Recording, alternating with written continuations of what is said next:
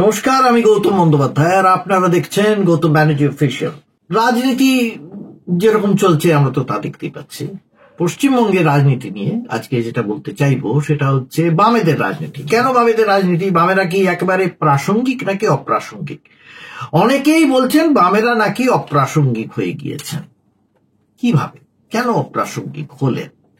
কারণ কোনো নির্বাচনে তারা কিছু করে উঠতে পারছেন না এবং তারা আদৌ কিছু করে উঠতে পারবেন বলে মনে হচ্ছে না। দ্বিতীয়ত, এই রাজ্যে যে মূল যে দুটো শক্তি, একটা তৃণমূল, একটা হচ্ছে বিজেপি।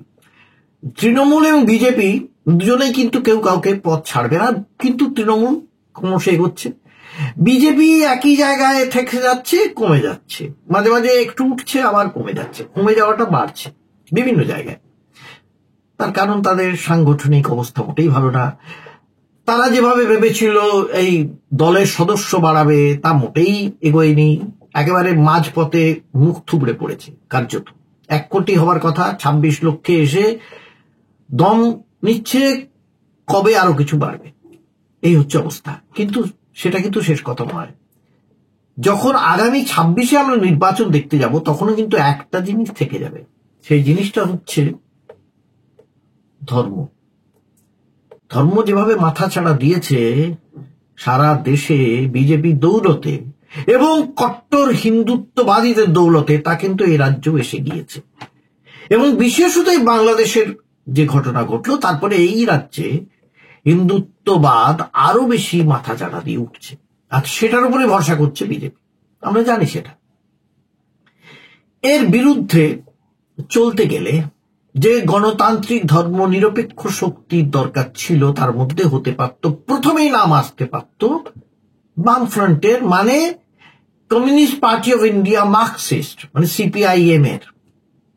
এবং সিপিআইএম একটা কোথাও না কোথাও একটু সামান্য একটু আশার আলো জুগিয়েছিল, কারণ সে নমির যে প্রজন্ম যারা উঠছিল তারা অন্তত মানুষের কাছে কোথাও একটা যেন ভরসার কথা শোনাচ্ছিল।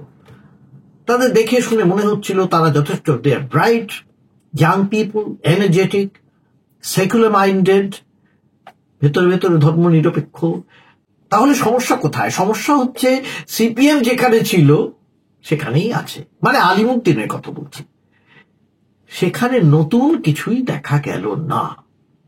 আমরা এটা বলেছি এর আগে যে নবীনদের যে জায়গা দেওয়া উচিত ছিল, এই সমস্ত তরুণ যে প্রজন্ম তারা যেভাবে এগোচ্ছিল, তাদের মধ্যে যে লড়াকু একটা মনোভাব ছিল, শুধুমাত্র তৃণমূলের বিরুদ্ধে লড়াই করলে তো হবে না। এই যে কট্টর একটা ধর্মীয় একটা সাংঘাতিক শক্তি উঠেছে, তার বিরুদ্ধে তো লড়তে হবে।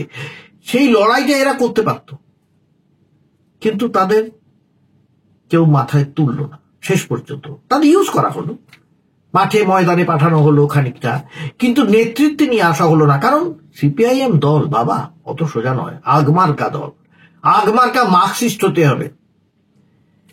এই সবে বিভিন্ন সিপিএম দলের বিভিন্ন এরিয়া কমিটির সম্মেলন হয়ে গেল। ডিসেম্বরের মাঝামাঝি থেকে জেলা কমিটিগুলোর সম্মেলন শুরু হয়েছে। ইতিমধ্যেই আমরা জানি নদিয়া, হুগলি, জলপাইগুড়ি, দক্ষিণ 24 পরগনার সম্মেলন শেষ হয়ে গিয়েছে। তারপরে কি? তারপরেই হলো ব্যাপার, দেখা গেল সেখানে কিন্তু নতুনদের দেখা নেই। তোমার দেখা নাই গো, তোমার দেখা নাই। কোথায়? যা করবেন প্রবীণরা, কারণ তারা অভিজ্ঞ, কারণ তারা হচ্ছেন একেবারে কষ্টি পাথরে মানে পরীক্ষিত সিপিআইএম পার্টি। এইটাই অবস্থা। দক্ষিণ 24 পরগনায় নতুন জেলা কমিটি ঘোষণা করতেই কিন্তু বিতর্কটা বেঁধেছে।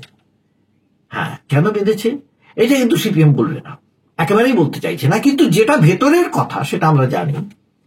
এই যেমন ধরুন নতুন প্রজন্মের মধ্যে প্রতিকুর রহমানের মতন একটি নেতা, যে লড়াই করে মানুষ হচ্ছে, মানে রাজনীতিতে মানুষ হচ্ছে। এই মমতা বন্দ্যোপাধ্যায় উল্টো দিকে সে এভাবেই কিন্তু মানুষ হয়েছিলেন, মানে রাজনীতিতে। আমি সেই কথাই বলছি, যেটা সিপিএম এর মূল মন্ত্র, যে লড়াই করতে হবে, সেই লড়াই কিন্তু সে করতে জানে। মার খেয়েছে প্রচুর, মাটিতে পড়ে গিয়েছে, তবু থামেনি। তারপর ভোটে দাঁড়িয়েছে, আমরা জানি হেরে গিয়েছেন, কিন্তু লড়াইয়ের ময়দান থেকে সরে আসেনি। তাকে বাদ দিয়ে দেওয়া হলো। এবং শুধু একা নন, একাধিক সিপিএম এর যুব নেতারই তাই অবস্থা ঘটলো বলে ভেতরের কথা। কিন্তু ভেতরের কথাটা অবশ্য মানতে চাইছে না সিপিআইএম দল। তারা বলছে না, এই সমস্ত কথা বাইরে বলা যায় না, আমরা এসব তো বলি না, ঠিক যেমনটি তারা বলে থাকে। কিন্তু অন্দরমহলের কথা হচ্ছে, এই ঘটনা ঘটার পরেই শুধু প্রতিকূল নন, আরো কয়েকজনের নাম যে আসা উচিত ছিল নবীন প্রজন্মের, যারা আশা দেখাচ্ছিলেন, তারা না আসাতে অনেকেই নাম প্রত্যাহার করে দিলেন। সুজন চক্রবর্তীর স্ত্রী, কান্তি গঙ্গোপাধ্যায়ের ছেলে, এইরকম প্রায় 18 জন তারা নাম প্রত্যাহার করে নিলেন দলের এই কমিটি থেকে। কারণ তারা মনে করলেন দলটা ঠিক পথে চলছে না। দলের মধ্যে একটা ফুটন্ত অবস্থা তৈরি হচ্ছিল, সেটা সামাল দিয়েছে দল তো দেবেই। কারণ সিপিআইএম দল অত্যন্ত ডিসিপ্লিন দল, শৃঙ্খলাবদ্ধ দল। তারা এতই বেশি শৃঙ্খলিত থাকতে পছন্দ করে যে সবাইকে শৃঙ্খলিত দেখতে চায়, কারণ শৃঙ্খল ছাড়া তাদের কিছুই হারাবার নেই। অতএব শৃঙ্খল তাদের সবসময় একটা অঙ্গের ভূষণ বলতে যাবো যায়। যাই হোক, শেষ পর্যন্ত আবার নাকি প্রতিকূলকে নেওয়া হয়েছে বা আরো অনেককে ঠান্ডা করা হয়েছে। তা ঠিক আছে, ঠান্ডা করা হতে পারে, এটা একেবারে অন্দরের কথা, আমার কিচ্ছু দেখার দরকার নেই। কিন্তু আমি কেন বলতে চাইছি, কেন এই সমস্ত তরুণ নেতাদের বিরুদ্ধে এত কথা, কেন তাদের আসতে দেওয়া হচ্ছে না, কেন তাদের সামনের সারিতে নিয়ে আসা হচ্ছে না? কারণ অদ্ভুতভাবে এইটাই হয়, এটা আগেও আমি দেখেছি, আমার অভিজ্ঞতায় আমি দেখেছি, বহু সময় এটা হয়েছে। অত্যন্ত দক্ষ সংগঠক, লড়াকু নেতা, সৎ নেতা, স্বচ্ছ চরিত্রের নেতাকে আসতে দেওয়া হয়। কারণ তারা নাকি এখনো পর্যন্ত আগমার্কা নেতা হয়ে উঠতে পারেনি। তাদের মধ্যে নাকি সিপিএম এর যে সাংঘাতিক আদর্শ, সেই আদর্শ কিন্তু এখনো তাদের মধ্যে পুরোপুরি ঢুকে পড়েনি। এই যদি অবস্থা হয়, আমি একজন সামান্য কথা বলে শেষ করতে চাই। দুর্গাপুরের এই নির্বাচনের আগেও আমার দেখা হয়েছিল এরকম এক তরুণ নেতার সঙ্গে, সিপিআইএম এর পঙ্কজ রায় সরকার। তাকে আমি বহুদিন ধরে চিনি। তিনি বহুদিন ধরে সিপিএম দলের একজন অত্যন্ত একনিষ্ঠ কর্মী ছিলেন।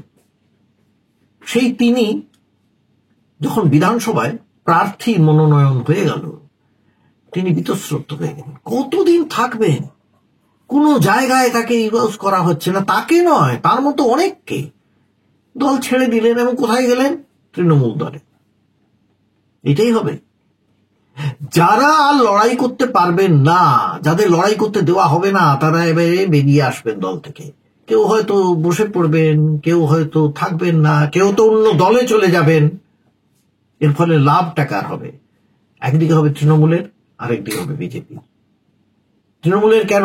এ তো দেখতেই পাচ্ছি আমরা, সিপিএম থেকে পর্যন্ত তৃণমূলে যাচ্ছে, কংগ্রেস থেকে তৃণমূলে যাচ্ছে, দেখেছি। আবার তৃণমূল থেকে যারা অত্যন্ত বিক্ষুব্ধ, তারা বিজেপিতে যাচ্ছে। এই দুটো দলই কিন্তু শাসন করবে। এই যে তৃতীয় শক্তি উঠতে পারত, এই যে তৃতীয় শক্তি উঠতে পারত, বামেরা উঠতে পারত, তারা উঠতে পারবে না। তাদের গিলে খেয়ে নেবে একদিকে ধর্মীয় হিন্দুত্ববাদ আর আরেকদিকে তৃণমূল সরকার। তাদের এখন ভাবার সময় এসছে যে নতুন ভাবে কি করে চলতে হবে। সেইটা পুরনো যেভাবে চলেছে তা চলবে না। Something is rotten in the state of Alimuddin. এটুকু বলে আজ শেষ করছি। আবার আপনাদের সঙ্গে দেখা হবে পরের বিষয়ে। ভালো থাকবেন সবাই।